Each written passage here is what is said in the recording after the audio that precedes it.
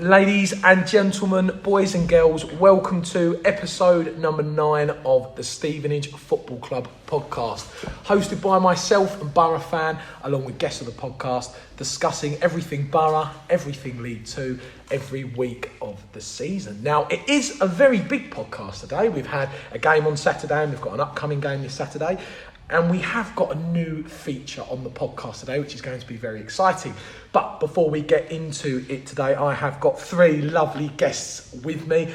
I'm going to start with my second in command. A big welcome back to Harley Clark. Hello. Welcome back again, Thank you for having me, as always. Experienced regular, I like to say now. Veteran nowadays. Veteran now. Second guest. Very exciting to have this young man back on the podcast. I was just going to introduce you as Joe from Borough Bits, but I'm actually going to introduce the poshest Borough fan at the football club, Joe from Borough Bits. Welcome back, Joe. Thank you very much for having me, mate. It's very nice to be here. I don't know how I feel about this title, so thank you, thank you, Jay Drackford, for that. Yeah, Jay Drackford. It's all good. How are you? Do you know what? I'm good. I'm positive. I get knocked for that quite a lot, but it must be the ginger hair. I don't know what's going on. Well, yeah. I'm not saying about that. But it's good to have you back on. I thought you were brilliant last night on Sports. Thank you very much, mate. Yeah, it was great. It's lovely to be on there. What's the crack deal? Jay owes you a burger and... He owes me a burger and a lock of Dino's hair, which, to be honest, I'll take just the burger.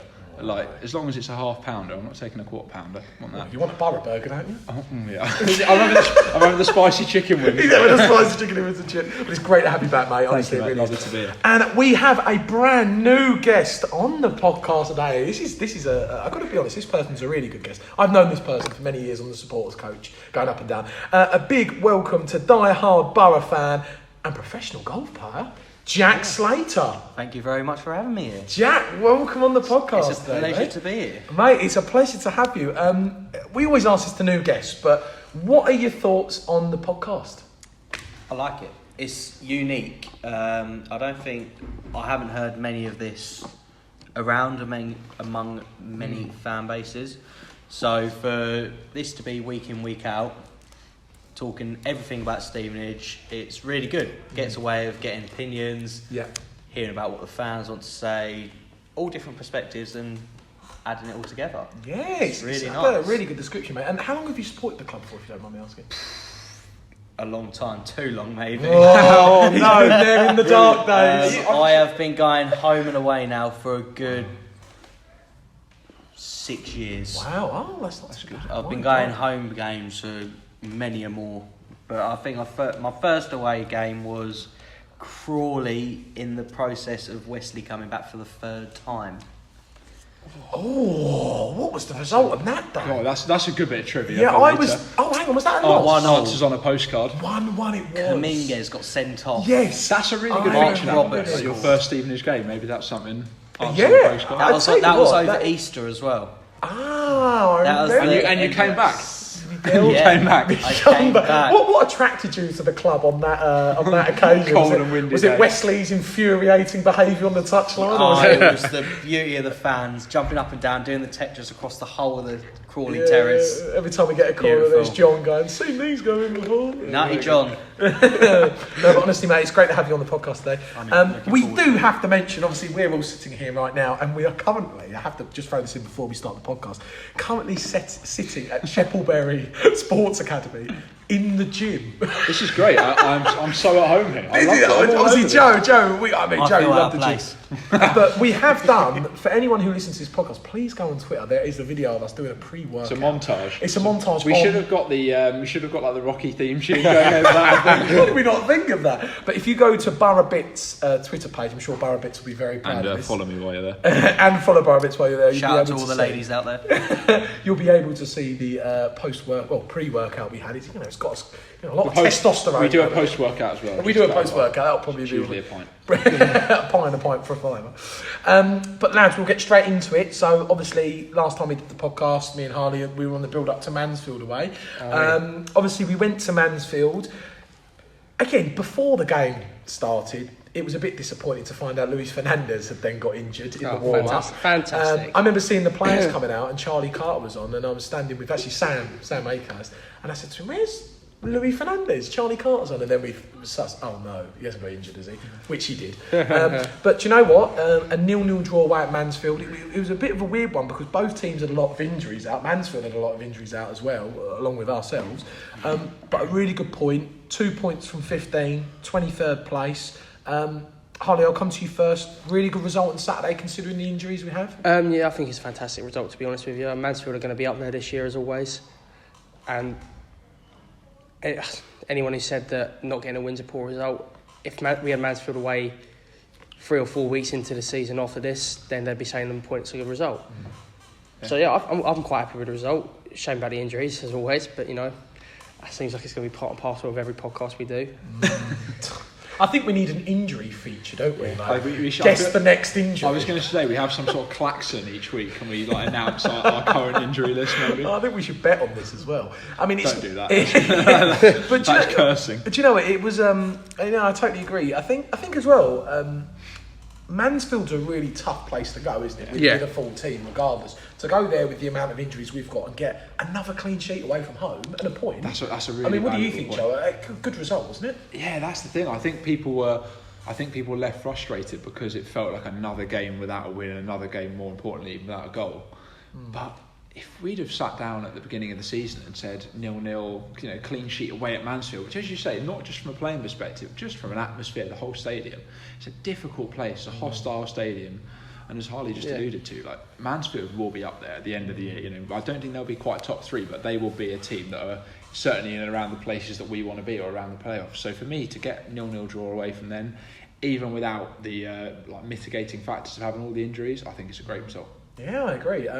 Really good points made. Jack, what did you think about it? As Joe just said there, it'll always be a tough place to go. They'll be up there. As we know from last year, even though we won there 2-1, it was still a tough game, wasn't it? 100%. Great point to get, wasn't it, in the first month? 100%, considering our defence consisted of Luther playing as one of the centre halves. He did brilliantly though, didn't Tommy he? Sawes as another centre half. Charlie Carter playing right wing back. It was a really strong and professional performance. Paul Farman again showing why he is the best keeper in the league. I've said this since the day we signed him. Yeah, it's a brilliant save. I love that bloke, and he is an amazing keeper, and he's finally getting the plaudits that he deserves. But yeah, to go there, get a point. Yes, it's frustrating not to get a goal and barely create anything, but one of those places you just have to do that, defend, and then capitalise when you get home games. Yeah. And just go for it then. Yeah, do you know what? I completely agree. I think I thought it was a brilliant point. Again, I think considering the injury list that we've got, to go to a place like that and get a 0-0 draw, a lot of people forgot this. It was 2 clean sheets away from home on the bounce, and with the players that we have available at Leighton or in Mansfield, those are 2 really good results. You look at it. We have not conceded very many goals. We're going to look at the league later, but below us, I think Scunthorpe have conceded, and every 12. Other team around us have conceded a significant number. Really important stat you've just brought up there, because I've got this stat on my phone where I have a look after every match. I haven't had it previously; it's the first time I've had it. It does all like the League 2 statistics and things like that. So we'll come into that later. But I do believe that we're 7th in the defence league table, which, as a team that's second bottom, to only concede 4 goals from 5 is a really good stat. And as a team who now, if you looked at our ideal back 5 at the start of the year, now have at least 3 of those players out. Is we're missing Nuge, Cuthbert, Terence, Denton. That is a pretty unbelievable bit of work, I think. I completely agree, but no, nevertheless, a great point. Again, 2 points for 15, not ideal, but we've got a lot of injuries, and that was always going to be the case. If someone would have said to me before Salford the injury crisis, I would have been surprised to take 2 points with the players that we have available. So I think it's credit to the team for getting those 2 points on the board. Gives us a platform this Saturday. We will go on to Dino's post-match interview on Saturday. I'm hoping that this works because of the signal, but I'm sure it will. Going to have a quick listen to Dino's interview and get on to the big match on Saturday. I thought the first half was very good. We had the best chance of the half. Taylor should have scored, no doubt about it. 3-1 and 1, we won the time and we only give the keeper. If we score that, it'd be a different game. We knew at the end, Mansfield kicking for their own fines, they always go difficult. You're right, over the last 5 minutes, Although we were trying to win the game as well, we took one or two bodies and they hit us on the counter last 5 minutes as well. But apart from that, you're right, probably a very good draw for us. Take everything last 3-4 games. When you come to Mansfield and get a nil and get a clean sheet, then it's always possible. Frustration continues. Luis Fernandez not making a start. Well, there's a new one today. We've got players getting a warm up. Now we lost Curtis and Louis in the fitness test today. When Louis got past the fitness test, and then we lost him in the warm up, and then obviously that continued with the injury list. We got 8 first team players out. I know we're not in a great position. I know that. But you've got to see the circumstances we're facing right now. And I think people know that at Stevenage. And to get the result that we got today, the draw we got last week at Orient, they're big results for us. If the problem that we're facing, any other team will face, they'll do a lot worse. You just imagine Liverpool losing 7 of their first team players not playing, and see how many Liverpool perform. But because we haven't got the personnel to put the team out what we got there, what we got is a lot of young players. And to be fair to them, they're putting their bodies on the line, they're learning. Every week we have a new debutant.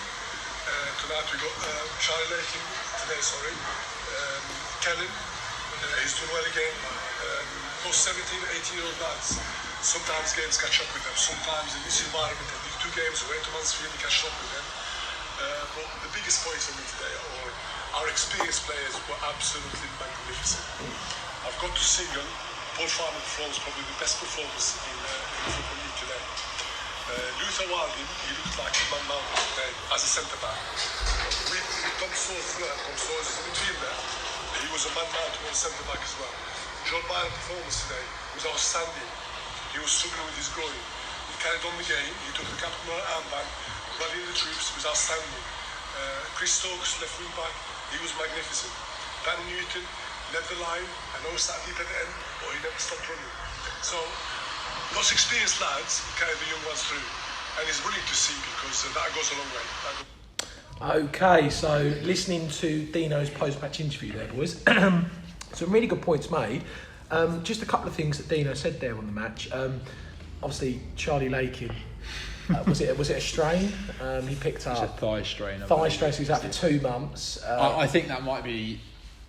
The optimistic head on me says that might be a little bit of a pessimistic thing from Dino, but just to put other teams off. Well, we've got no idea. It could be 6 months down our luck at the moment, or it could be 2 weeks. I don't know. 2 weeks. Other thing as well, Joel Byron playing with a groin injury. Shock. Ben Kennedy not playing fully fit. It sounds like, obviously, I know the injury list is big, but there's players who played there who weren't fully fit. So, again, I think it is big credit to the players that are playing now, considering the amount of first team players missing. I think it's a credit that they've got the results they have and the performances we've had.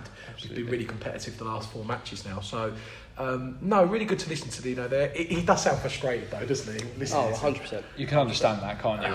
I think we joked before coming on. I think we're about a week away from getting some of the 14-year-olds we're watching play football outside now here. Some of them are looking good. But no goals in the first 5. Bit of a worry. Paul Taylor gets the chance, just hits the goalkeeper, doesn't he? But these things happen. So no, really good result at Mansfield. 0-0, 2 points on the ball from 15, and only 4 goals conceded in 5. So, which was really, really good. I will quickly read out the 3-word analysis from Mansfield before we move on to the game on Saturday at home against Macclesfield. 3-word analysis. I'll quickly fly through these because we've been going quite a while for the first bit. Hartley Borough said, people losing patience. Dave, do a goal. We hope, Dave, we pray. Reece Donnelly, game of ifs. Oh, that's a bit elusive from Mr. Donnelly there, Reece. It's quite elusive, isn't it? Well done, Reece. Ian Coles, must do better. Barry, get well soon. I think he means injuries, doesn't he? Brilliant one. Baldock Borough, good away point. This one's surprising. I've just seen this one. Yeah, Nathan Smith, Dino must go. Oh, sorry, Nathan. I thoroughly disagree with that. Yeah, I completely disagree with you there, Nate. I've got to be honest. I'm going to quickly say a point on that, just quickly read the other 2 out. I saw a lot of this on Twitter after the match about Dino going and getting a new manager. Now, with the injury list, what would a new manager actually do? I think that whether we've no idea what's going on in the club in Phil Wallace's head, but as you say, I think to bring anyone new in now, not only would it be ridiculously disruptive as well, to change the whole style, the whole philosophy that comes with the new manager. But what are they going to do unless they're bringing a group of players with them? Unless the manager's got a load of kids that are really good at football, I don't know. Because the thing is what. They're all injured. I don't know what a new manager. What is he going to bring? Some magical healing power and get them all fit again? He's not going to be able to do anything, is he? It's exactly the same as last time I was here. And we talked about the people who are saying Dino out. There's not a load of people. There's a couple of people who are shouting loudly Dino out because perhaps they've wanted that from the start. A small minority. There you go. What do you think, Jack? Dino in, Dino out? 100%. I know what you think because I've heard your opinion the before. way Dino in. he Obviously. got us playing towards the back end of last season, that change in formation was unbelievable. I know. Like adapting a couple of players, it was just really good. And I think also the amount of injuries we had and the way we played against Bradford, that home game was just unbelievable. We played some really good football. Kenner's hit the bar. Newton, great header, but a fantastic save from the goalkeeper. Yeah. And if we played like that every week, we will win 9 times out of 10. And unfortunately, it was that one time. So Dino in 100%. If we've been that competitive from those opening 4 matches with the team we've had, can you imagine when we got a full team? This is my point, right? How many defenders are we missing? We've got the 7th best defensive record. It's almost a bit scary, isn't it? Like that performance best. Against Bradford. Imagine that, but add all those players in. It's unbelievable, isn't it? Nick said, "What's a goal?" Johnny Hibbard demolished that stand. I'm not so sure about that. It looks fantastic. Where does that come from? Mike Harneman, Dino to start. Paul, still no goals, and Craig Keenan finishes off with a great away point. I like that. To end off the 3-word analysis. Thank you for the fans that sent in their 3-word analysis. Really, really good. So, sitting here right now, Thursday, we've got 2 days to our 6th League 2 match of the season at home against Macclesfield. Now, this is, in my opinion, a very important match for us. It's at home. We haven't scored any goals yet. We need 3 points, and if we can get a win, it just gives us that 5-point platform and gives us that bit of cushion going into September. Harley, what do we think about the match this Saturday? Macclesfield are doing well. They're in the top 4. However, it is at home, and our last performance at home was excellent, wasn't it? So, I think it's going to be a difficult game for both teams because you've got to remember Macclesfield have just lost their manager. So I know obviously they're going to be still playing the way that they have been, but that's still a massive figure to lose at your club, because at the end of the day, ex-England international Sol Campbell, he's a big figure. He's a vital part of the rotation of that team. Yeah. So I think they'll play well. Yeah.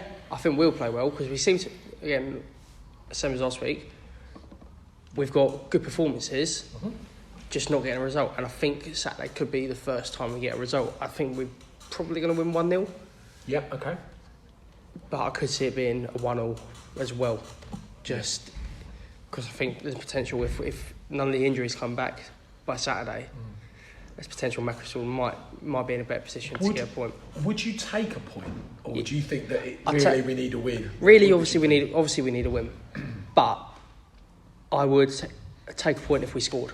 Take a point if we scored. Jack, what are your thoughts on this Saturday? I think 3 points and nothing less. Yeah, personally. Need a win. What? It's 5 points, isn't it? Yeah. It's one of these games. Macclesfield, yes, they've had a solid start, but it's easily doable this time of the season. We're not far away from I think once we get 1 goal, they'll start flooding in. And I have a feeling Saturday that will happen. And to be honest, if we get a draw, I probably will be disappointed because it is a game that we should be going to win. Yeah, I completely agree. And we want to see a goal, don't we? We want to get our first goal. I think that's the main thing, just see a goal. I think what's important is getting that duck off our back, because can you imagine if we go into September, we've got no goals, we've got no win, and it's like the confidence, and there's going to be a lot of pressure on the team. Joe, what do you think? It's a big match Saturday, isn't it? We need a result. Yeah, it's huge for both sides, as we've said. Macclesfield got a new manager, they got a 1-0 win at home to Scunthorpe, but I went full analytical and had a quick look at the highlights and they didn't look that good, No. They got a new manager coming in, and I think, as you say, if we play the way we played against Bradford at home, I don't think there's many teams in the league that would want to face us, let alone Macclesfield, who actually probably, if you're a betting man, would say they're not going to be up there come the end of the season, especially now Sol Campbell's gone. So I think we've got to get 3 points. I think 3 points is pretty. Is always the aim, but I think that will be, if we don't come away from Saturday, the 3 points will be very disappointing. I completely agree. I'd like to add as well, I also think us fans on Saturday need to get behind the team very early on. Massively, to show that we are behind them. No matter who's playing, it could be a team full of 17-year-olds, whatever. We need to show that we're behind them to give them the confidence that the fans, the whole club is behind them, which will give them a boost, and hopefully we'll work hand in hand together and start propping up. As well as that, if it is a team full of 17-year-olds, you've got to remember they're 17-year-olds playing at a pro football club for a reason. They're there because people know that they've got the ability to do it. So if you're not backing them as a fan, then something's seriously wrong. So like Jack said, we seriously need to go behind them. I completely agree. I think it's a massive match. I agree with what Jack said a minute ago. I want to see a win. I think to get 3 points and to have 5 points, 5 points out of 18 it would be on the table with a platform to go into September, I think it's important. But this team need a win now. I think they've gone 5 matches and you can see the frustration and annoyance in some of the interviews. They're just dying for a goal and desperate to get a win. Look, we take a point if we're not going to win the match, but I'd like to think at home it's winnable. We must add in there though, Macclesfield's new manager, Darryl McMahon, who used to play for the club. I know he's a great left-footed player. It will be really weird to see him back. I think it's the first time he's been back since he played. If I'm right, I don't think he's been back. How long ago was? I'm just in terms of over 10 years. Is it over 10? Yeah. Yeah, it was back in the conference days. He was a great player on the left wing. I always remember him. So yeah, he's back in Macclesfield. Does he fancy a game? Put him out there with Stokesy. But no, do you know what? I want to see another good performance because for me, I said this, mate. I made this point with Harley last week. I like to think from Salford we've had a 5% improvement game on game. Mansfield was tough. We had a lot of injuries, but I'd like to see another 10% improvement and hopefully on from the game and breaks Bradford. If we have even a 2% improvement from the Bradford game, we will win. We will win. Yeah, I completely agree. Don't get me wrong, though. Macclesfield had a good time. I do agree with Joe. Said to me, I watched some of their highlights. They don't look great. At Exeter, they were superb. They were unlucky not to get a result.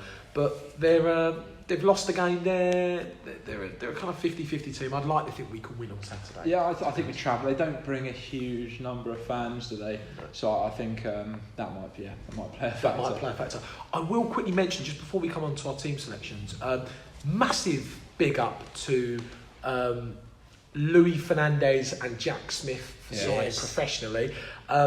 That's brilliant. That is absolutely fantastic. We've got new young blood coming through the club. Louis, Louis been brilliant, hasn't he, since he's come on. Jack, my fiance actually cuts Jack's mum's hair as a stat. Kid you not. And I remember in the pre-season, she's called Jo, lovely lady, and she come up to me and Amy. It was actually the Hitchin pre-season game. And she said, "Oh, my son was in Jersey. He's on the bench here." And I said to her, I was like, which one? She pointed him out. And I remember saying to him, it's going to be difficult for him to get in the team this season because we've got a lot of experience. And then when he comes, so it's your fault. Stevenage fans, you can blame. You can blame me. But the thing was, when he come on against Bradford, I was like, oh my God, he's made it. He must sign a pro deal soon. And there it is. Big up to them too. Well done, boys. Well done to both of you. And I know that they both listen to the podcast. So congrats. We are trying to get when you come on. Yeah, so but no, big congrats, and I imagine they'll be in the team Saturday. Whether they start or not, I'm not sure with Fernandez injury and Jack on the bench, but it'll be good to see them there. And it just shows that our academy continues to continue to produce really good players, going all the way back from Kennedy, etc. to now Fernandez. Fernandez is great, and there's money there for the club in the future, isn't Absolutely. It? Right, boys, we've been coming a good 25 minutes, and we're going to have to speed this along. We will quickly come to the team selections. Again, we'll fly through these. We're going to go through our team selections. I'm going to ask everyone who they want to play on Saturday, who you'd play. And I also want a quick explanation to the team you've chosen. Jack, because you're the new guest today, you're the newbie, we're going to come to you first, if you don't mind. And tell us why you've chosen the team that you've done. Okie dokie. So I've gone with a couple of guys that I hope will be fit, etc. It's a complete guess, going by what Dino said in his interview on Tuesday, saying about a couple more players going out. So I've gone with Farman in goal, and then the back five of Luther Wilding, Louis Fernandez, Tom Sawes, Kellen Watts and Stokes. Then Hassine and Byram in the centre mid with Charlie Carter playing in the number 10 role behind Newton and Taylor. I've gone for this because I think Fernandes was only just a little knock for the Mansfield game, so I'm hoping he'll be back. Charlie Carter looked really good at the weekend, and I hope he gets the chance to play in his desired position behind the striker. And hearing that Guthrie is potentially out for the weekend, that's hence why I've gone for Newton and Taylor again, which I potentially believe give them one chance, half a chance, and that will be good. But I like the way Hussein and Byron have been working together. The way they played at Bradford was really good. And again, they do think they complement each other really well, because Byron has been outstanding since he's come back in. He really has been good, because he gets a lot of unfair stick, I believe, from the fans. And last 2 games he's proved how much of a big player he is for us. I completely agree. And he solidifies our midfield much. And Hussein, he's very simple. He does the simple things right, and it's good to see. So yeah, really good team, and really good point made about Joel Byram. I think he's at Bradford. I thought he was brilliant, and then I thought he probably got a bit tired. Had a problem with his groin. Thought he played really well, and then Mansfield, I thought he distributed the ball really well again. Joel, I think he's had 2 really good performances. Really good team, and I like the way that you've included Hussein and Byram together. Harley, your turn to take us through your team and let us know why you've chosen that team. It's exactly the same as Jack's. Oh, brilliant! And have you got any? Well played, you two. Have you got any different points to why? Literally 0. No, I would go. I think because I didn't go to Mansfield because of other commitments. Drinking commitments. No, not last week. What commitment could be more important? I think the listeners deserve to know. Well, or do they? I can't really disclose what on Saturday. I think we should have a sweepstake on what people think Carly was up to over the weekend. Message from Stevenage podcast: drink responsibly. Please do not underdrink as well. when the fun stops, stop. Hang on, that doesn't apply to being a Stevenage fan. The fun will return. It will return. Get your tickets now. You can't buy them on the gate anymore. You're welcome. If you dare to. Same team. Yeah, same team. I can only go with what I've heard in terms of what's happened on injuries, how well we played at Mansfield. So yeah, I'll go with the same as.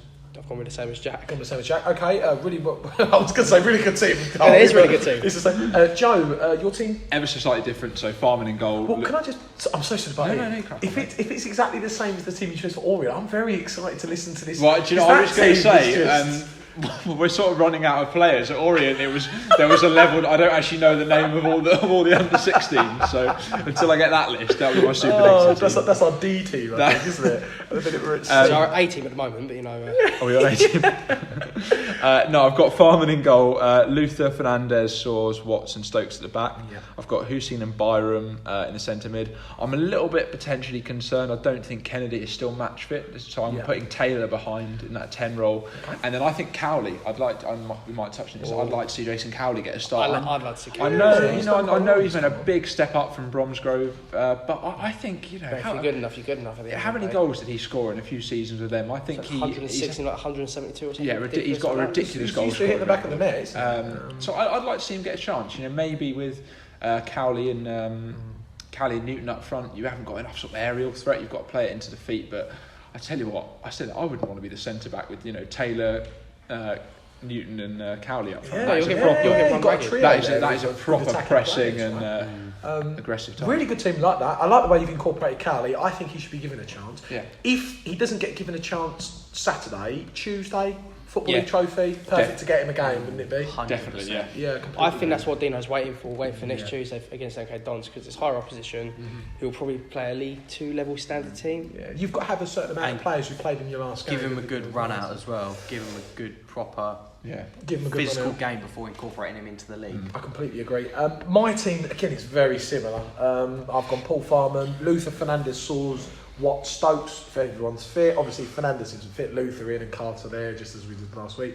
Midfield, Hussein and Byram. I think them two have been brilliant. Byram's been great since he's come back in. Hussein's worked really hard in there. I've gone for Kennedy in front of those two. I do understand the points about Kennedy coming back from injury, etc. But I feel like we've missed him massively. I like Taylor, but I just thought Taylor gave the ball away quite a lot on Saturday. I agree, but we just come back to the point. Is it worth risking Ben Kennedy? I do agree. I think you bring Kennedy on at half time. Yeah. If you're going to bring him on. The only reason why I wanted to start him is when Kelly's has come on, I felt like without players like Parrott and Snoopy, we've missed a real creativity link from the midfield to the centre forwards. Yeah. So I think the centre forwards have had a lot of trouble. And when he come on against Bradford, he changed the game. He was connecting. He was introducing. When he come on last week, he was connecting really well with Newts. And I like the creativity that he's incorporated from the midfield to the attackers. So for me, I would look to start him again. If he's not fully fit, then that could probably change. But for me, I've put him in there. And my two up top, I've gone Paul Taylor and Danny Newton. I would give Taylor one more game to see if anything improves. If there's no improvement, I would look to incorporate Cowley. Obviously Guthrie when he comes back fit, but I would look to incorporate Cowley. I think he deserves a chance, and I think he needs game time and matches to improve. So, no, quite all similar really, those teams, to be honest with you. I say that, there's not much to choose from, is there? So there's limited depth there. There's limited depth. Most for a team with lots of depth, we're very limited at the moment. Most limited at all. But no, hopefully we do get a result on Saturday, and to be honest with the teams that we've chosen, I can't see no reason why we can't get a win there, to be honest. But no, really good to go through that, really good to go through each of the selections. Now we have got a new feature on the podcast today. I think we a big round of applause for the new feature. Now this feature I have said all 9 episodes long about this is a podcast for the fans, and we want this to be the next big podcast at the football club, but we want to give fans the opportunity to voice their opinion, and you know that's why we want to do the podcast. We want everyone to be heard, and if they want to be heard, they can be. So we have got a new feature on the podcast, and this is going to be every single week. It is called Fans Voice. So Fans Voice is, in the future, we want to get a real collection of supporters' views on the recent Borough performances and the upcoming matches, and we want to edit them and put them onto the podcast and get a real kind of feel for what people are saying. Now, I did tweet out any supporters that wanted to get involved, and I do have a fan, which is big. You've got a fan, or we've got a fan? A fan of you. Sorry, probably isn't a fan of me. Are you a fan? I'm a big fan. Oh, thank you very much. I haven't really been told that a lot. He's going to be happy. Mrs. is going to love that. I tell you. But the fan that we have got on today for Fans Voice is Nate. Now, Nate has sent us in a video, a video recording on what Nate feels about the recent matches and recent results. So we're going to take a quick listen to Nate. We're going to discuss Nate's opinion. So yeah, let's have a listen right now. It should be very good. I think our lack of goals this season so far has been more confusing than it's worrying even at the moment. While I can't say that we've performed too well as a collective, as a team, there have been quite a few sort of promising individual performances around the field. Like Taylor's got the best close control other than maybe Chair that I've seen at Borough for ages. Paul Farman could be playing at a far higher level. Noor Hussin's looks really clever on the ball at times, but so far he's had a little bit of a tendency to go missing, which is kind of disappointing. But Fernandez looks great, and I can't imagine it's going to be too long until the big club comes in for him.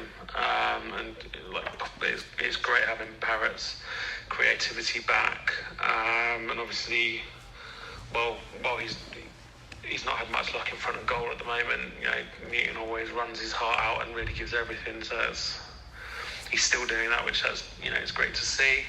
Obviously, the injuries that we've been experiencing this so far have been a real killer. But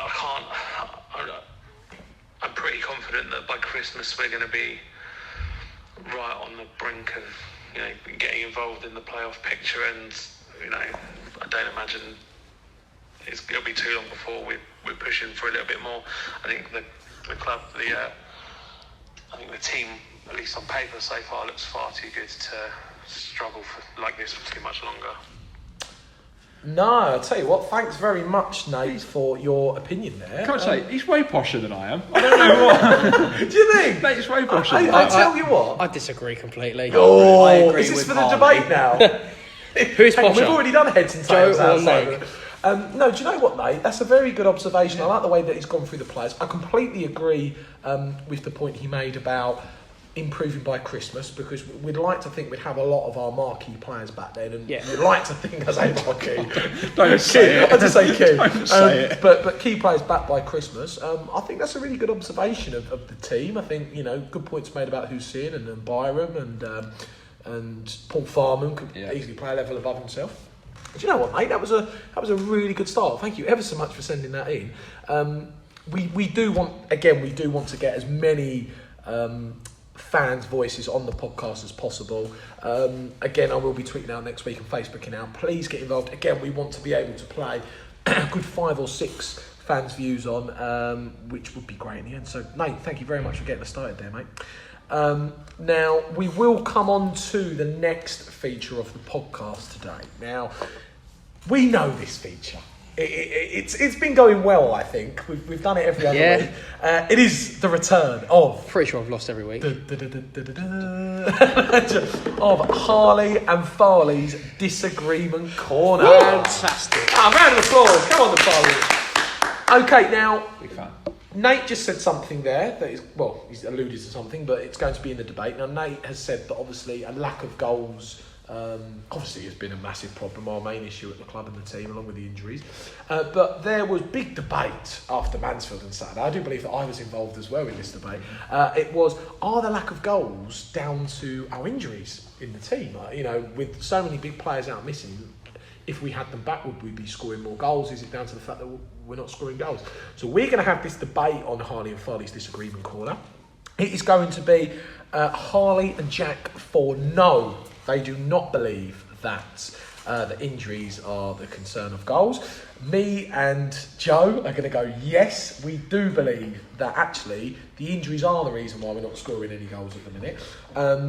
Now, because Harley's name is first and I give him the opportunity of going first, Harley and Jack will go first. Now, how it works, when someone's making their point, there's no butting in, we listen to the point, and then once you finish your point, we then come in. Harley will go first, then Jack, and then I'll go and Joe. Or would you like to go first? Age before beauty, you can go first. Oh, thank you very much. I thought you were going to go good looks before, you know. No, I'm joking. All right, I'll go first. So Harley, we're going to come to you. Right. And you know, me and Joe are really fired up for this. We are So ready. Yeah, okay. What you don't realise is me and Joe have messaged in the week doing our homework already. So We've played you like good ones here. That sounds They look like... concerned. we haven't really. I'm not the one concerned. If you can see Jack's face, he's currently got his hand over his mouth and he's No, got... I think he's crying there. He needs some tissue. That's just being a Stevenage fan. No, don't say that. Don't say that. But Harley, you're going to kick us off first, Right. mate. Jack and Harley, good luck. Off you go. Time starts now. Right, I don't think it is, because if you actually look at the team, we've still got bar what's happened last week, we've still got a majority of our strikers fit. Now, I know obviously goals don't just come from strikers, but they are your main source. So, and you look at players like Paul Taylor, we've had a lot of opportunities to score from the players who have played. So Paul Taylor had the chance against Mansfield. He probably should have scored. Kennedy against Bradford, and he hit the bar. Granted, that was a set piece, so obviously not from open play. I can't remember, but we had a few. Luther had a chance against Bradford to score, which he probably should have buried. But unfortunately, he sent it up into the sky. Rosehead. Can definitely tell he's a fullback. Sorry. But no, I don't.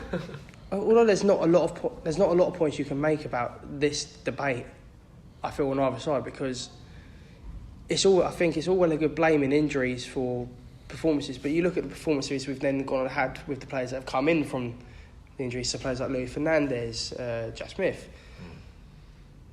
They've really showed that although we've still got injuries, we've still got depth and we've still got players who can play. Because against Bradford, that was still relatively a second team as such.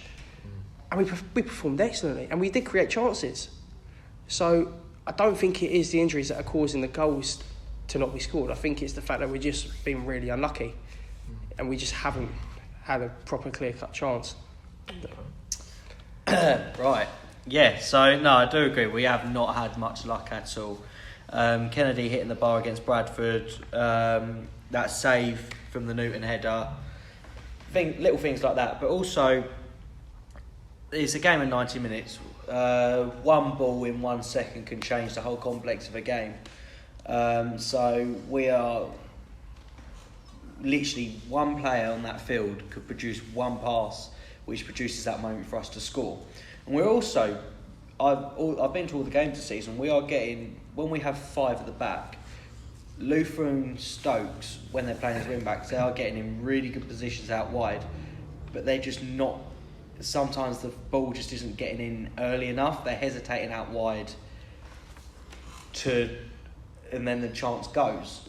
So we are getting in really good positions. It's just the final third in which we are not getting right at the minute. Down to luck, but also we've got some really good players that, even though there's injuries, we still have really good players that can score. Taylor, as Harley said, should have scored at Mansfield, should have taken it first time. Newton can produce anything at any time because he runs his socks off. So, yeah, I don't think injuries are. I think it's just due down to players' decisions at that moment in time. They need to be quicker. They need to be a bit more alert to the situation and just be a bit more ballsy in a way. Take a cross on early, take a shot off from outside the box because you never know in this game. And we need some luck, and you never know, it could happen from one of those moments. No, do you know what? There's really good points made. However, I disagree. Shock. No, yeah, that was brutal. I feel like the debates need to be more amped up now. So we need to get like the countdown clock or something. Yeah. You get 30 seconds. But no, I disagree. I think that we are missing a lot of. And don't get me wrong, I know that we've got a lot of defenders missing. I think that point was made, and I do agree with that. But I think we are missing a lot of creative players in that final third. I think players such as Dean Parrott and Sanupe, Charlie Carter playing in his normal role further towards field. I feel like we've missed something up there, and I feel like if we had players like Parrott and Sanupe playing and Charlie Carter playing more field, I think we would have won at Mansfield. I think we would have scored at Mansfield. I actually think we might have even won the game at Leyton Orient, to be honest. I think with those players playing, I think we would have won those 2 games. Bradford. Bradford. Don't get me wrong about Bradford. I know that the keeper pulled us some brilliant saves, but with those type of players playing, I would put money on it that they would have scored already by now. And also, I tend to find as well, especially in the Exeter match, we didn't hardly have any shots other than a Paul Taylor strike on target, and we were missing a real link up there from the midfield to the centre forwards, and we weren't having many shots at all. We were getting the ball and we were just hoofing it onto Guthrie and centre halves, especially at Salford. It was a field day for them. And I feel like with players like Parrott and Sanupe fully fit, and Carter in his role up there, a couple of other players, I think that there would be a real link between that midfield to the forward line. I also think, as we saw in the League Cup, players like Dean Parrott would score goals. And again, I think at Mansfield and Leyton Orient and even Bradford, when those games are quite even, I think that those players who are out injured would create more chances and would actually score goals. So I believe that if we had half of the players back who play in that final third, I think we would have scored, and I think we would have won some matches by now. So Joe, I'm going to bring you in on this debate along with myself. Why do you think that the injuries are the reason why we're not scoring any goals? Do you know what? One thing you said there was really interesting. You said that, I know we've got defenders out, blah, blah, and that's kind of irrelevant. But actually, I mean, who do we have? Who are our centre-backs out injured? No, who do we have? Just make a point. Who do we have that started at Mansfield? Watts, Saws, Luther. Exactly. Luther so what? Luther's 5'11", Saws is 6 foot, Watts is 6'2", 6'1", 6'1", 6'2". Nugent is 6'5". Yeah. Scotty Cuthbert 6'2", 6'3". Terence is 6'4", I believe. Stokes as well. He's been not fully fit. One of the biggest areas we've looked weakest is at set pieces and corners. And I know that talk about delivery, but those boys give you a massive aerial threat and something to worry about that teams have to plan for. But I do think the biggest thing, as you've said, is the lack of creativity that we felt in the midfield. When Parrott signed, we were all so buzzing about that. It was the idea that we replaced Parrott with Parrott finally. No, it's true that Dean Parrott is. I want to say a fully fit Dean Parrott is not a League 2 player, to be completely honest. He would have created so many more chances. He's the only player still that scored a goal for us this year. So he's got the ability against in a game like Orient or Mansfield that's tight, just to pull one of those 30-yard shots out of the bag. Sanupe as well, he picks up the ball and runs with it. And kind of to echo a little bit what Jack said, I know we're arguing on the other side. We've lacked players that have just wanted just to pick up the ball and have a go at people. And people like Sanupe and Kennedy, I know, is back but hasn't been fit the whole time. And Kennedy's set pieces as well. He had that last minute set piece that hit the crossbar against Bradford. We had a few free kicks in that range in the first half and another game. So how many of those does he put away that gets us a goal, a point, a win? I think injuries are definitely the reason. No, I completely agree. I'm going to ask a question to Jack and Harley. I can't believe I got your name, Harley. Thanks. Sorry about that. I had two things Dave, on my mind. that's real nice. I had two things. You're not Nate, are you? I had two things on my mind. Sorry. I'm going to ask you a question because do you think that if we had a lot of those creative players, the Parrots and the Sanupes and Carter playing in a more forward role, do you think we would have scored more goals than we have now? Yeah, I do, but I still don't think that's the main. I still don't agree that's the main reason why we haven't scored. Granted, obviously, chance creation is massive, but like I say, we have created chances without them players playing. Probably not as many as we could have, which I will take, but we've still created relatively good chances. We didn't have Parrott playing against Bradford, did we? No. Look at the chances we created without him. Like we had the chance with Danny Newton's header. But how many more do we create? That's what. Could Parrott have scored? We talked about like which I have said I do agree with. I do agree that if we did have Parrott playing, we probably would have created a lot more chances. Yeah. But I don't think that is the main reason why we haven't scored. Because, like I say, we still have created chances. We just can't. No one asked your opinion. It's disagreement corner. I'm allowed to disagree with you. Yeah, but it's not your turn to talk. So let's. Where's the speaker? Where's the speaker? Where's like John Burko? Order. As a political. So I do take all your points, but I still don't think. Joe, go away, all right? We're just having a serious debate, and you're getting involved. That was feedback we got. That we need to be a bit more.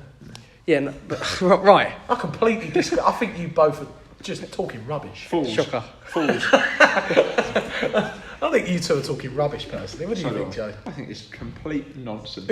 Complete nonsense. Absolute and I wish waffle. Jack would just, accept it because he doesn't. Jack's sitting on the fence. Well, he's sitting on the chair at the minute, but no, I'm joking. Can I point out as well? I wasn't actually allowed a chair today. I'm sitting on a box. It's because you're not important. You're not a main feature. Because you've got the guest. You're a gym lad. Stevenage Football Club, please, Dino, or Phil Wallace. There's got to be money. There's got to be money for more than 3 chairs. I will say this though. I do thoroughly believe with those players we would have scored by now and probably got a couple of wins. I do see the points made by Harley and Jack about the chances we have had because Taylor's got the score. Newt's header unlucky, Kennedy's stroke unlucky, but I do think we would have had more chances created and more goals scored with those players back. Interesting debate though. It did go on Twitter for about 4 hours after the game on Saturday, so it'll be interesting to tweet this out. Now I normally say that we're going to put a poll out. But it just hasn't happened. No, because Reece hasn't been on it. Reece is not very good at this. I promise the listeners that when the podcast comes out, whether that's tonight or tomorrow, there will be a poll. And please let us know who you agree with on the debate. Do you agree with Harley and Jack in whether the injuries aren't the main? We have zero chance because everyone's. Or do you agree with the winners already, myself and Joe, on the injuries? We'll also be hugging anyone who shows us they voted for us. And giving free merchandise. Who's giving the free merchandise? Well, I am if they vote for us. You're giving the free merchandise? Yeah. I'll give you a high five. Oh, he's trying to bite the bullet. But no, please let us know who you think won the debate. It will be really, really interesting to see the poll and see the percentages. So, no, good debate, fellas. That was good. Got a lot of energy out. Very nice. Very nice. Now, we've been going nearly 50 minutes, so we're going to fly through this because we have still got so much to talk about. We're going to get kicked out. I think Sheffield closes in 20 minutes. Now, we will quickly mention before we come on to the League 2 roundup, obviously this week there has been some major news in the EFL. We all knew the troubles that Bury FC and Bolton Wanderers were going through. And it came to light the other day that Bury have, I can't even say it, expulsion. Is that? I don't even Expulsion. I don't even know how to say it. From the EFL, meaning that they will no longer take part because the owner could not sell the club in time, and there was a bit of a waffle going on with the consortium that was saying they were going to buy. Bolton Wanderers, however, have seemed like they've been able to sell the club yesterday, so it looks like Bolton are going to be absolutely fine. Yeah. Although they're starting with minus points in League One, and there's an argument that they will come down, but it's better than folding. Yeah, it's better than folding. Position. We're going to quickly discuss this, boys, because it is very sad in a way, because if anything happened like that to Stevenage, we'd be absolutely devastated to not have our football club and be able to, it's a community at the end of the day, it's a family. Yeah. And when you see a club fold like that, okay, it opens up doors for other clubs, but it's not great, is it? And it's not. No. It's very sad to see. What are your thoughts on it? Not great. It's not what you want to see at all. I think the circumstances of it, just, we're recording this in the evening of the 29th, and they were expelled. What was I trying to say? I'm not sure.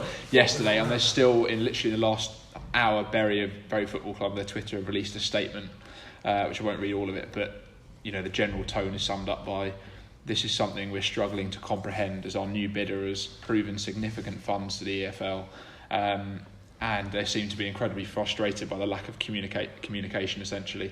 And I won't read it out, but there's some pretty downing language towards the EFL, which I know has come under a lot of criticism regards to their selection process for owners. I think, I don't want to start a libel case live on air, but I think Steve Dale has a lot of explaining to do. A lot of questions, but actually I think the EFL does as well. You look at, if you go on Company's House, you can look at Steve Dale's record of running companies, and his rightly or wrongly, the man's a businessman and is clearly fairly wealthy. His specialty is taking over companies and liquidating them, and then selling off the assets. He's liquidated 5 or 6 companies. I don't know the exact circumstances. 43 of his 51 companies have been liquidated. So only 8 of them have been successful. But that I just struggle to comprehend that from an EFL. What's the process called whereby the owners are? Anyway, the EFL are supposed to have an understandably and quite rightly rigorous and long process to buy a football league club, especially one as big and historic as Bury. And you just said, you look at, it takes one Google search. Didn't he buy Bury for £1 or something? Yeah, £1. And now he's got, I'm not a financial expert at all, but now he's got all of. Anyway, he's got all of Bury's assets. I just find it baffling how they've been able to fold, because. To be fair, technically they've not folded yet. All that's happened to them is they've been expelled out of the league. Under the regulations, I think their assets have now, and all the shares have to be gotten rid of. Right. Yeah, so they might. What happens to? They might do a Chester City when they just had to rebuild. Yeah. Well, look at Wimbledon.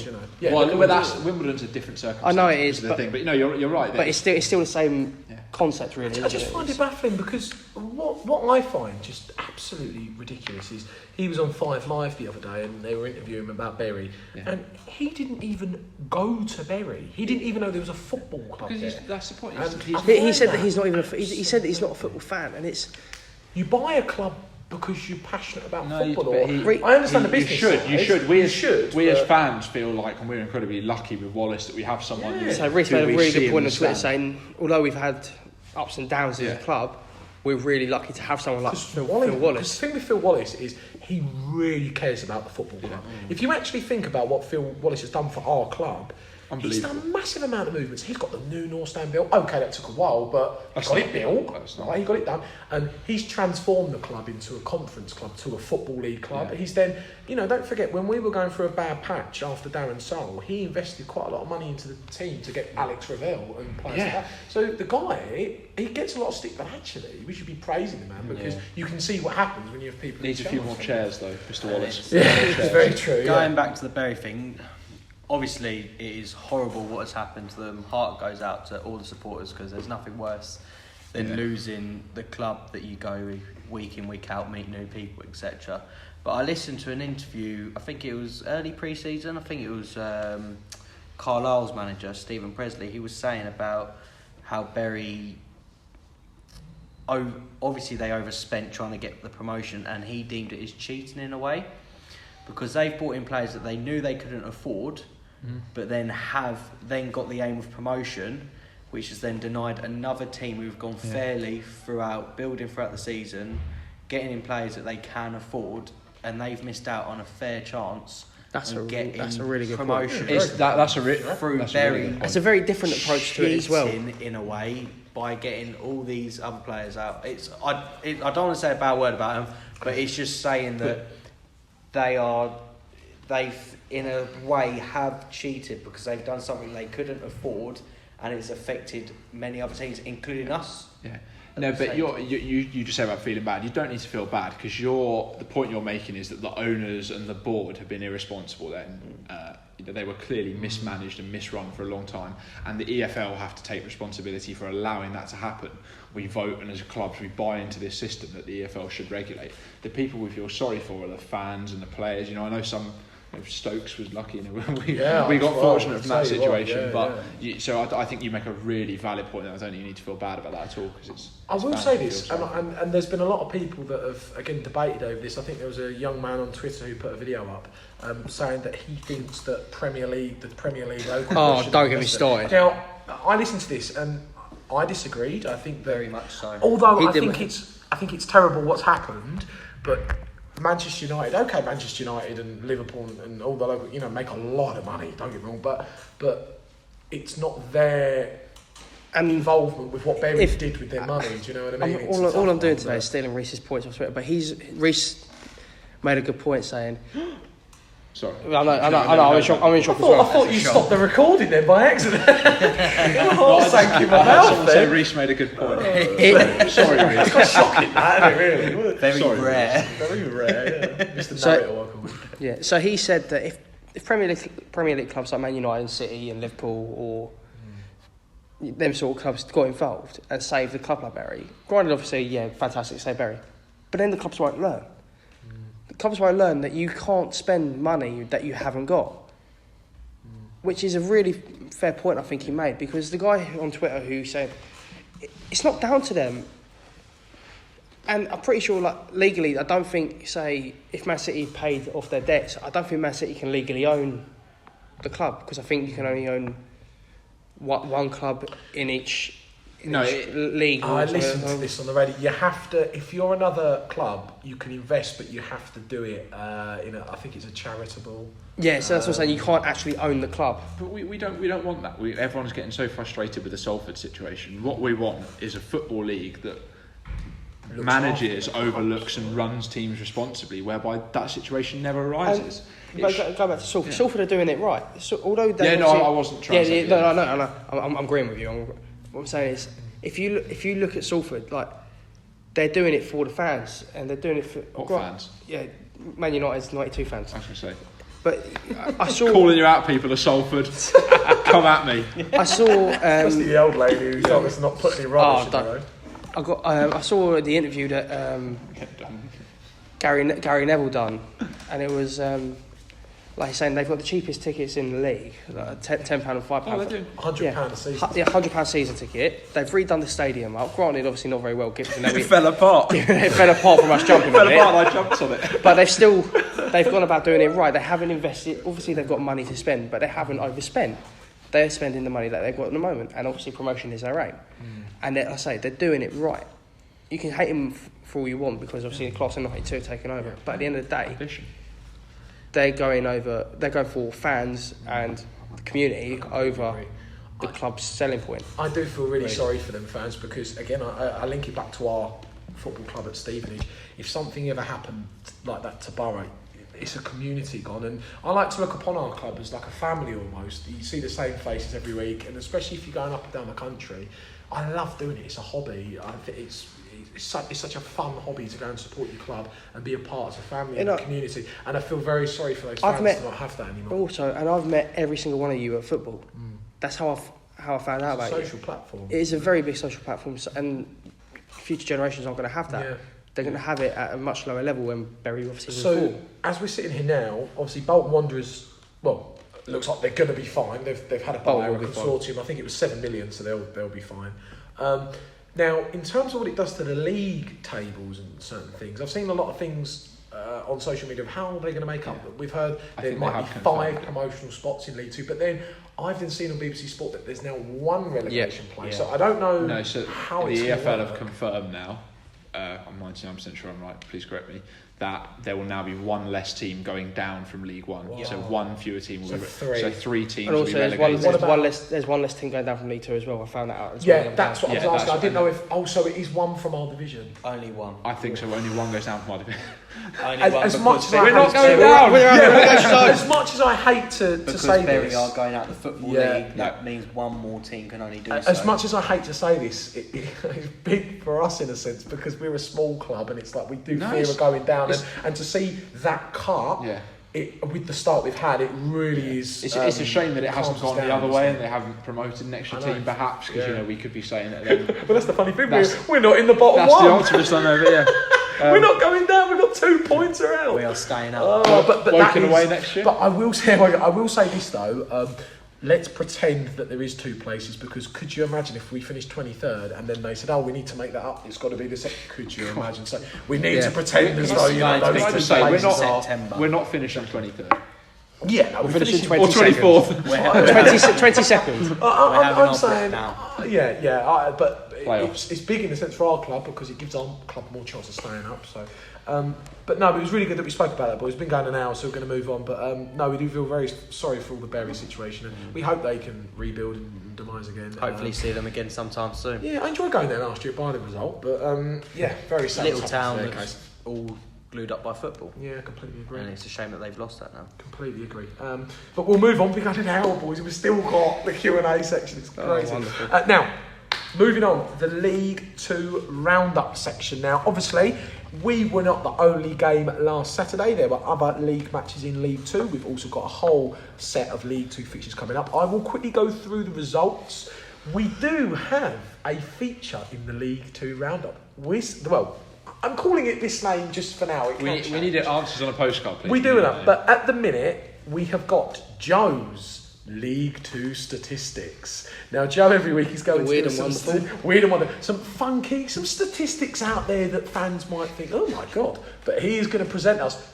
I do believe there's even a joke in there, so we have got a lot to look forward to. when you have an idea on the train over here from work, I said I've got a football joke, and it seemed like a really good idea at the time. Yeah, but Joe is going to take us through it. I'm going to quickly read out the results really quickly before we get into Joe. So last Saturday the results were Bradford 0, Forest Green 1, Cambridge 1, Oldham 2, Carlisle 2, Salford 2, Cheltenham 2, Swindon 2, Colchester 1, Northampton 0, Grimsby 5, Port Vale 2, Leyton Orient 2, Crawley 3, Macclesfield 1, Scunthorpe 0, Mansfield 0, Borough 0, Morecambe 2, Exeter 3, Newport 1, Crewe 0, Plymouth 3 and Walsall 0. Now it did look like quite an exciting fixture list.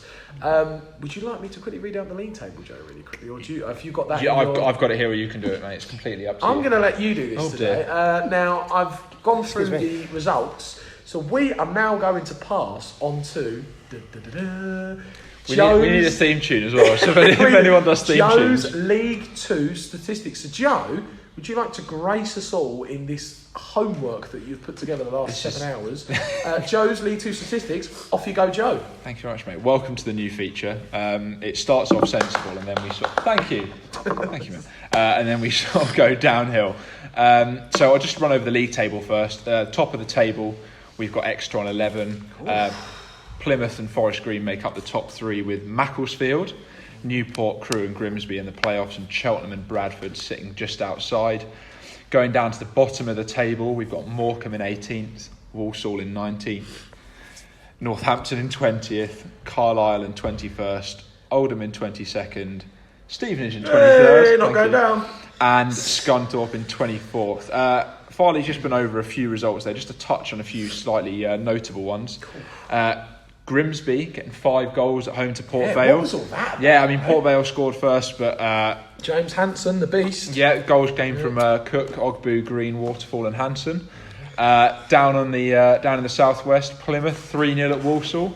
Ryan Taylor scoring twice, able to hold on to a lead despite them getting a red card in the 85th minute. An ex-Borough player watch, Elijah Adebayo playing at Walsall, apparently had a decent game. He had Didn't score, but had 2 really good chances and both forced really, really good saves from the Plymouth goalkeeper. Okay. One that's perhaps relevant to us, Macclesfield, getting their first win under the new manager.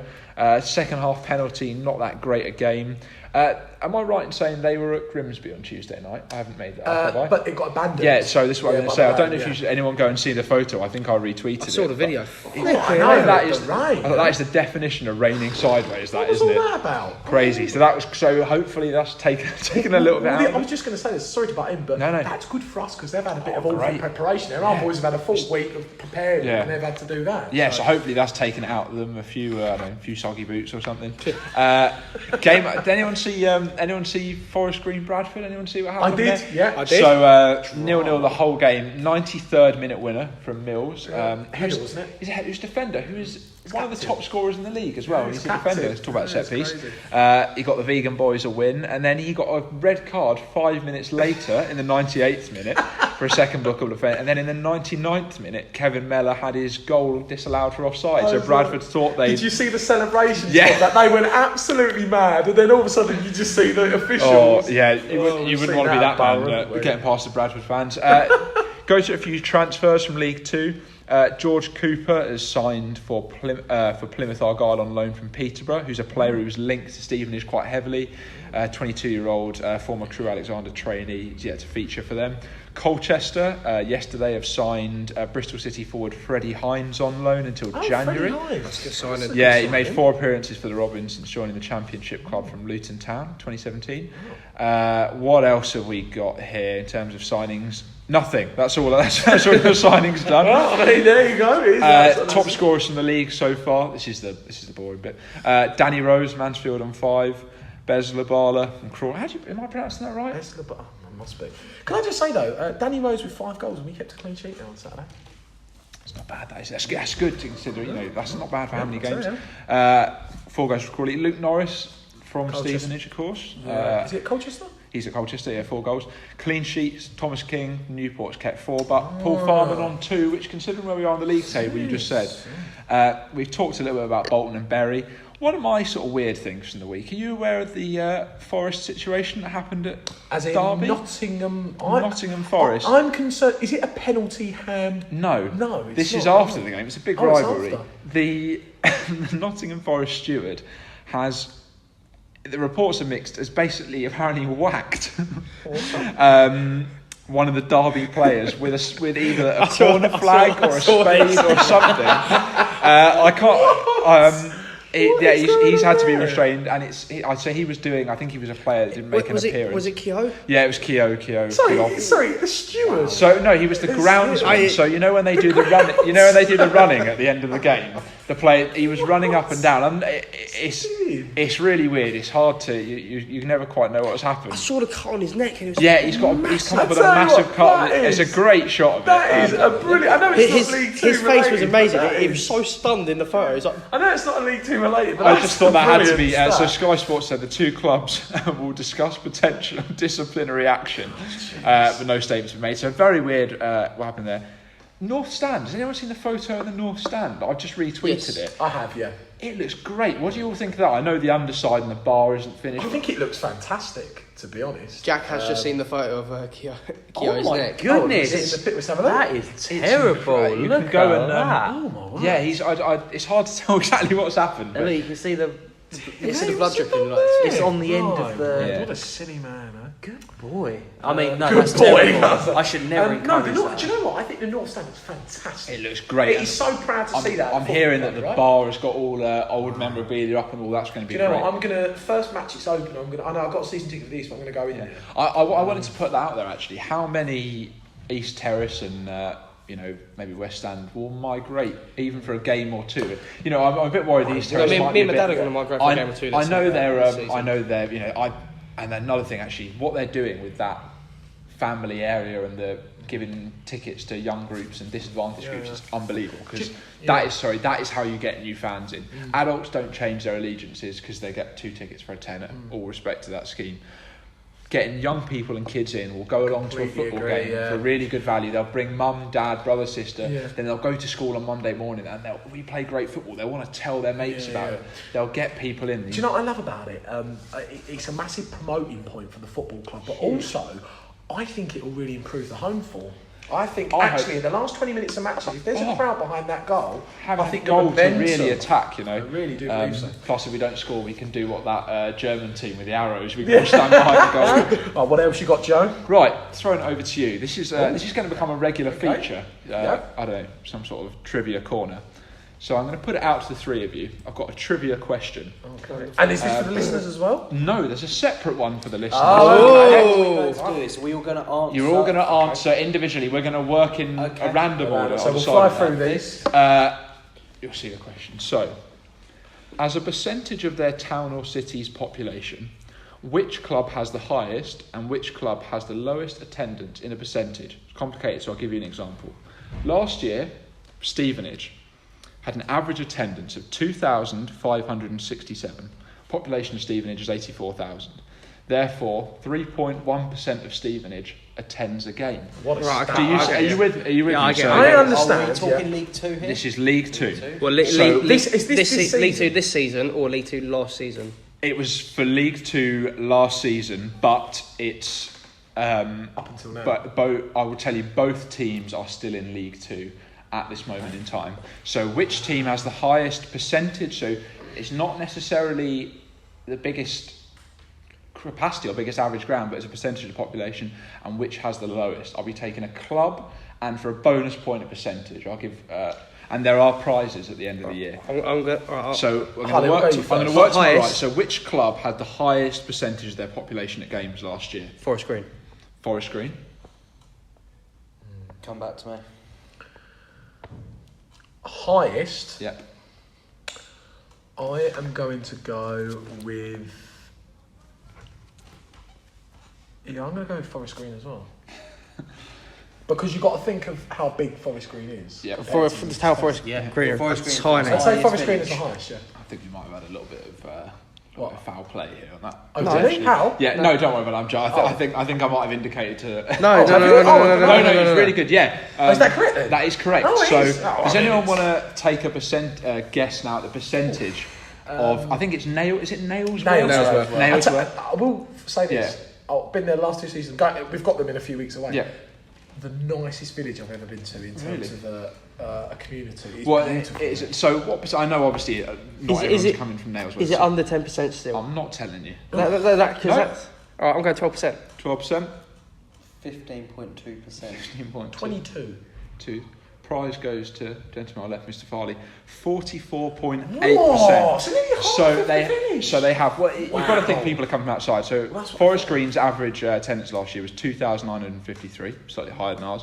The population of Nailsworth is 5,794. Wow, Which is that crazy. is unbelievable. So But the village is beautiful there. It is just absolutely stunning there. It's just a shame they're vegan, really, isn't it? Okay, so that's divided. A few. so bottom.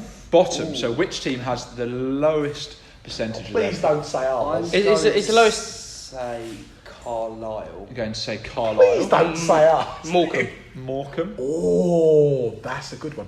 I am going to say Port Vale. 2 for 2. It's got it! Port Vale. Well, it's Stoke, isn't it? It's a So city. really well. So you've got to think Stoke's a big city. Yeah. Oh, get in there. So right now for the percentage. So bear in mind, Forest Green prizes in the post. Forest Green had 44.8%. What was 0.9. 0.9, 1.3. 1.3? Oh, I'll go for 0.7. This goes to you, Jack. It's 2% exactly. So they have an average crowd of 4,432. So we're not far off at all then. And no, we're not. Well, no, we're quite a way up actually. You've got to think that it's a city, isn't it? It's a city. Yeah, that's the thing. You know, I know it's a Look bit. at the other big team in Stoke. Oh, Stoke City. Yeah, exactly. and who the get like population of 15, Stoke 20,000 a week. is 255,000. Yeah, a lot of clubs.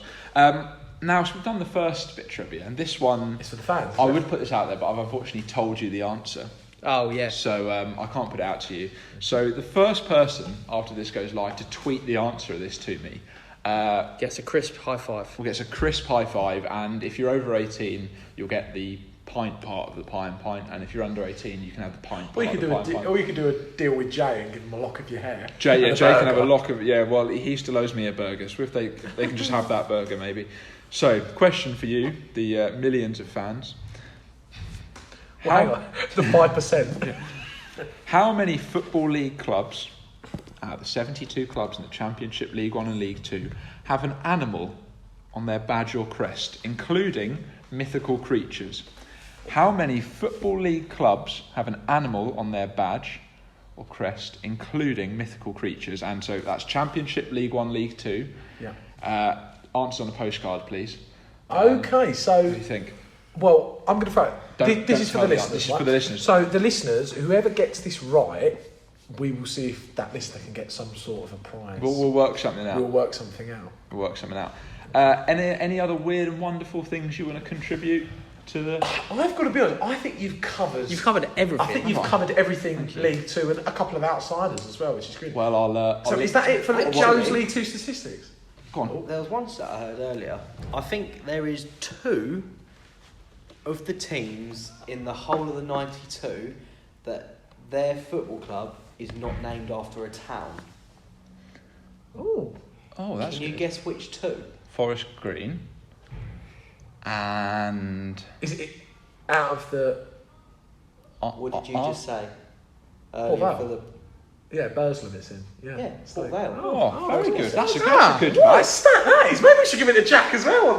You can But Jack gets a crisp I'll leave high you... five. and I will throw one more stat in Yeah, there. go on.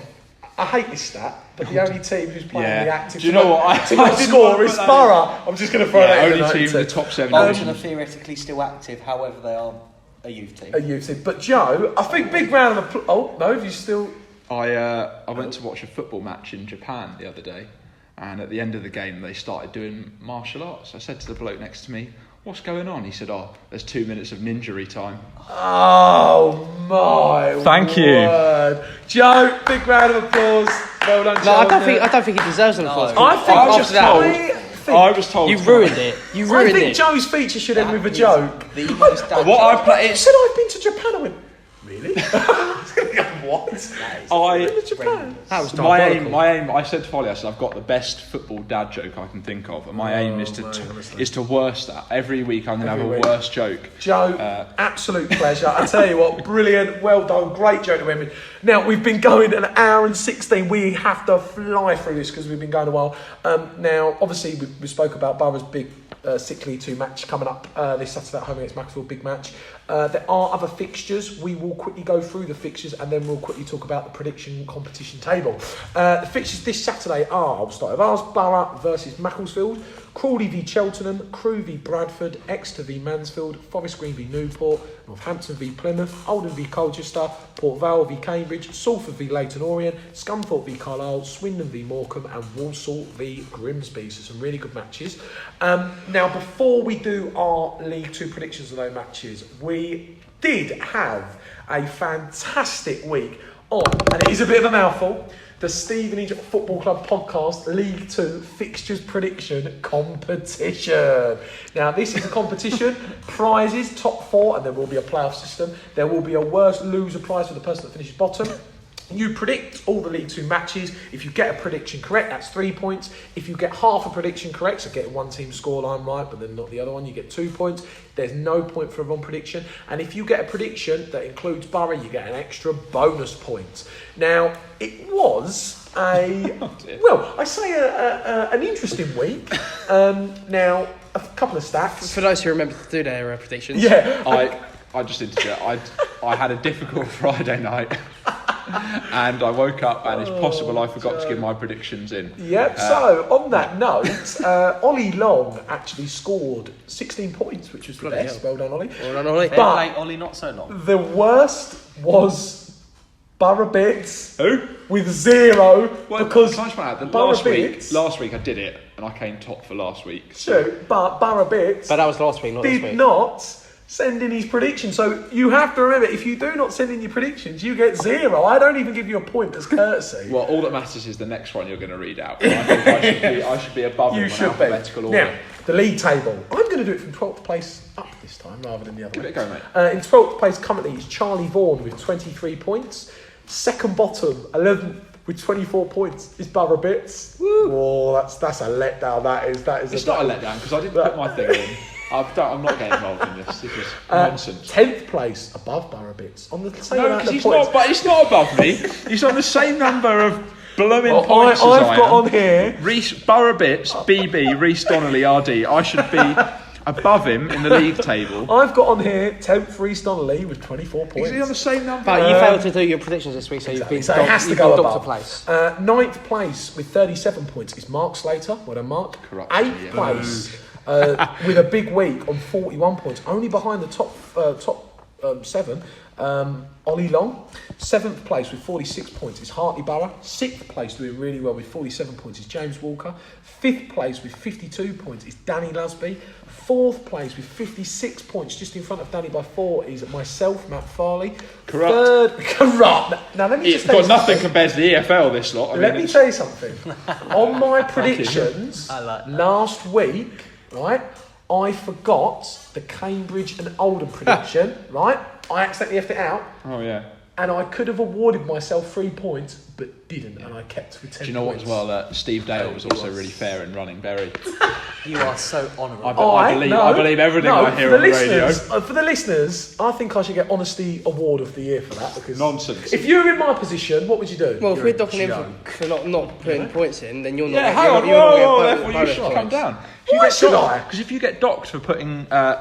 you've docked me a place for failing to submit my answers. Yeah, but I've submitted... You failed to Yeah, submit but all of you them. failed to complete You it. failed to complete it. Therefore, you don't Yeah, get. but- If you run a You're not marathon, getting- if you're you not run a getting the marathon sympathy- and do you're not getting the sympathy 25.6 miles, Yeah, but surely they don't if go. I- He's not Oh, getting well, the you've got he's the not getting the time." No, but sympathy hang on a sec. I didn't add on any points. I kept with my original score without that prediction. That's not. But That's not. this is I feel really like how we the- should have this disagreement. This is corner. really what the people Ridiculous. of Stevenage have tuned in for. Unbelievable. Top 3, 3rd place with 67 points, Aidan Cheevers. Well done, Aidan. Second place, 71 points, is Patrick Jackson. Go on, Patrick. My favourite to win this year. And Patrick winning by 2 points at the minute with 73 points is Harley Clark. Woo! So, lads, we have got to finish this up. We've been going an hour and 20 minutes. We will quickly fly through our League 2 predictions. Harley, I'll start with you. Fly us through yours, mate. Don't even need an explanation. No, just can fly you through. can you pass me the results because I forgot to get them up on my phone. I'm going to deduct my points. What's your predictions? Right, I'm going 1-0 Borough. All right, 1-0 Borough. 1-0 Borough. I'm going 1-0 Crawley. Yeah. 1-0 Bradford away at Crewe. Yeah. 1-0 between Exeter and Mansfield. 2-2 between Forest Green and Newport. Northampton 1, Plymouth 1. Oldham 1, Colchester 2. Yeah. Port Vale 2, Cambridge 1. Salford 2, Leighton Orient 0. Scunthorpe 1, Carlisle 0. Swindon 1, Morecambe 0. Walsall 1, Grimsby 1. Brilliant, Harley. Thanks for your predictions. I was just laughing at your face. Jack, we'll come to you next to your predictions, buddy. You'll be able to write these down after I've done it because I haven't written Okay, them that's down. fine. So I think it will be 2-1 Crawley 2, Cheltenham 1. Yeah. Crewe 1, Bradford 2. 2-0 Exeter. Yep. 1-0 between Forest Green and Newport. 2-1 Plymouth at Northampton. 1-0 between Oldham and Colchester. 2-0 Port Vale against Cambridge. 2-1 Salford against Leighton Orient. Carlisle to win 3-0 at Scunthorpe. Nice. Oh. I reckon Ooh. 1-0 Stevenage against Macclesfield. Optimism. Swindon to win 3-1 against Morecambe. And then Walsall Grimsby will be a boring 0-0. 0-0 draw, Jack. Thanks for the predictions. Joe, fly us through yours, mate. It's been No going in worries. and out. Yeah, I've got Borough 1, Macclesfield 2. I've got Crawley 1, Cheltenham. Sorry. Oh, Borough 1. Oh, sorry. I've just read the wrong result out. Sorry. Stop. Do you know what? I'm so trying to rush through this. I've been. You're not copying mine, are you? No, because you haven't said Borough 1, Macclesfield 2. Oh, I thought you're picking I'm them looking up. at the next one. I'm reading Sorry, so go fast. on. My eyes are Go on. Oh, I'm the one that's misbehaved this week, am I? I think my language is probably better than your joke. So. Oh, that's not very nice. Go on, Joe, fast mate. Borough 1, Macclesfield 0, Crawley 1, Cheltenham 1. I've got Crewe 1, Bradford 1. I've got Exeter 1, Mansfield 2. I've got Forest Green 3, Newport 1. I've got Northampton 1, Plymouth 3. I've got Oldham 1, Colchester 1. I've got Port Vale 2, Cambridge 1. I've got Salford 1, Leyton Orient 2. I've got Scunthorpe losing 1-0 at home to Carlisle. I've got Swindon 1, Morecambe 1, and I've got Walsall 1, Grimsby 2. Lovely. Well done on your predictions. Interesting. Joe. Very good. Thanks, mate. My predictions are, I'm going to start with Boroughs. I've gone Borough 2, Macclesfield 1, Crawley 1, Cheltenham 1, Crewe 0, Bradford 1, Exeter 2, Mansfield 1, Forest Green 1, Newport 2, Northampton 0, Plymouth 2, Oldham 1, Colchester 3, Port Vale 2, Cambridge 2, Salford 1, Leyton Orient 1, Scunthorpe 0, Carlisle 0, Swindon 2, Morecambe 0, and Walsall 1, Grimsby 2. So those are our League 2 predictions. Again, after our match on Saturday, Sunday, I'll be doing the league table, and it'll be really, really good to see how we get on, which is fantastic. Yeah, brilliant. Now, we're coming on to the last section today. Now, we have been going nearly an hour and a half, so we might have to cut some of these questions down a little bit, because we have been going along. Now, there are 4 of us. So what we'll do is we'll do 4 questions. Okay, I have got a lot. But saying that, there were only 3 questions put in by supporters. So the others I had to go online and see the debate and put questions in. So please, on Twitter and Facebook, please send us some questions. The questions are the fun bit. We enjoy the questions. Jack, you get the first question because you are the new guest. Jack, this question for you. This is from Callum Emerson. And Callum has asked, do you think we're going to make any more signings?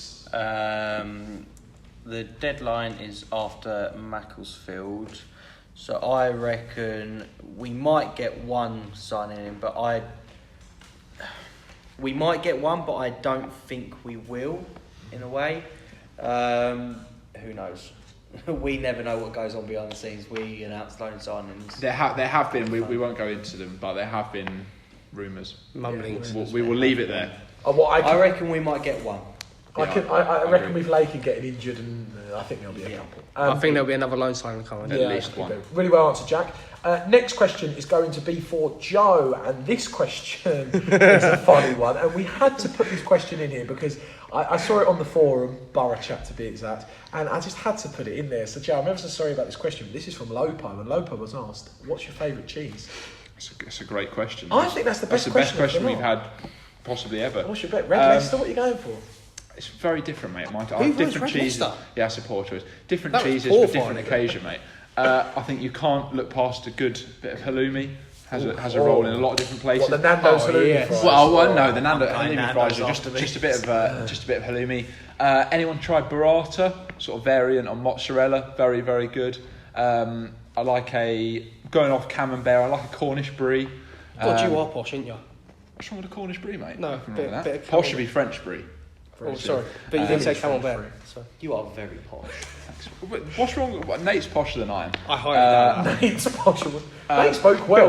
Bit of Wensleydale with cranberries in it, mate. Anything. There's no cheese. I like a stinky cheese. Stinky cheese. Harley, what's your favourite cheese? One word off the bat. Halloumi. Halloumi, Jack. Cheddar. Cheddar. You know what? I'm going to stick with Red Leicester. That's boring. That's Gingers. Well, that's what it is, isn't it? Ginger loves the Red Leicester. But don't get me wrong, halloumi is amazing. I do love halloumi. Next question is coming for Harley, and the question is for you, Harley. Which player are we missing the most on the injury list? Parrott, 100%. Parrott? Yep. Parrott, because we've got no replacement for him, whereas we've had, granted, obviously.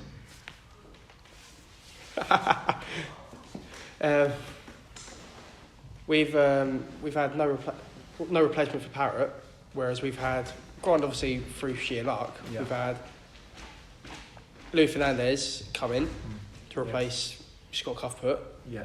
We've had Jack Smith come in, who's obviously done all right. But yeah, Parrott's the only one that we've really got no real replacement for. So I think he's the one we've missed the most. No, really good answer. We'll come to the last question because we've been going for an hour and a half. We do have more questions. We are so sorry if we didn't read your question out. I'm going to answer this question. This question is September a make or break month for Dino and the team? Now, I'm going to answer this question as, in a way, I do believe so. But I really think it's dependent on if we get any of these injured players back. So for example, I think it's make or break, but if none of the injured players get back fit, then I don't think he's going to have a trouble on his job. But don't get me wrong, we need to start picking up points, and I think September is a massive month for the team and Dino, and there's a lot of winnable matches, especially at home. Even the away games, Cheltenham and Forest Green are tough, but we can get a result. So no, yeah, it's make or break in the sense where we want to start seeing results, but if the team, a lot of the players who are injured don't come back, then there's nothing we can do. So no, thanks for the Q&A part of the questions. So thank you ever so much if you put in a question. We will do the questions next week. Now we've come to the end of the podcast. Ooh. So we are at the end of the podcast today. Now it has been a long one. How long have we been going? An hour. We're coming up to an hour and a half. I think that is the longest podcast we've ever had. Now, just to end off the podcast, on Saturday, myself and the big man, Harley Clark, are going to be on YouTube. Wonderful. And me. Are you? You're not so special, kids. Well, hang on a sec. I thought you said on the chat that you weren't involved. No.